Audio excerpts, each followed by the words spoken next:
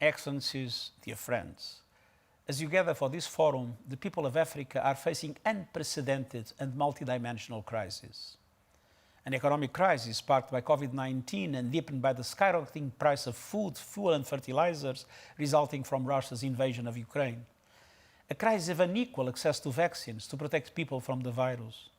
A financial crisis with countries unable to access debt relief or finances to recover. A crisis of instability, terrorism and conflict.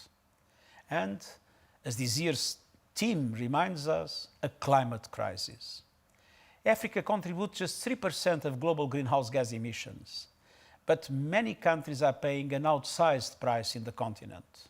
In droughts, hunger and ruined crops, in the erosion and erasure of coastal communities, in 6 out of 10 Africans unprotected by early warning systems for climate disasters, and in a lack of support to make the transition to the just, sustainable and job-creating economies of the future. We need action now. We need to end the COVID-19 pandemic with governments, global and regional organizations and pharmaceutical companies working better to together deliver and locally produce tests, vaccines and treatments. We must expand African countries' access to financing and debt relief so they can invest in job creation, poverty reduction, expanded social protection, food security and green growth. We need to silence the guns across Africa and address conflict's many roots by tackling inequalities and discrimination and strengthening governance, institutions, public services and justice systems.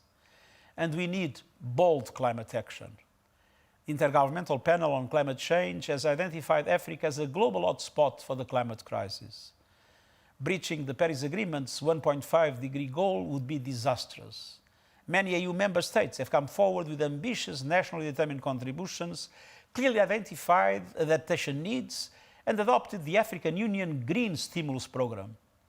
The world must match Africa's ambitions with resources, financing and technologies to accelerate the transition from coal and other fossil fuels to renewables. I'm calling for a 5-point proposal to achieve a renewable energy revolution, making renewables technology freely available as a global public good, doing the same for the components and raw materials required, reforming bureaucracies to encourage investment, accelerate grid modernization, fast-track approvals for renewables projects and provide services and support so all countries can benefit, shifting subsidies away from fossil fuels towards supporting vulnerable communities as they build green economies, and tripling public and private investment in renewables to at least $40 trillion a year in the world.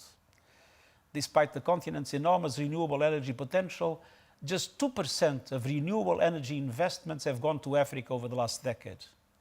Countries must arrive in Egypt for COP27 determined with clear plans to close this financing gap.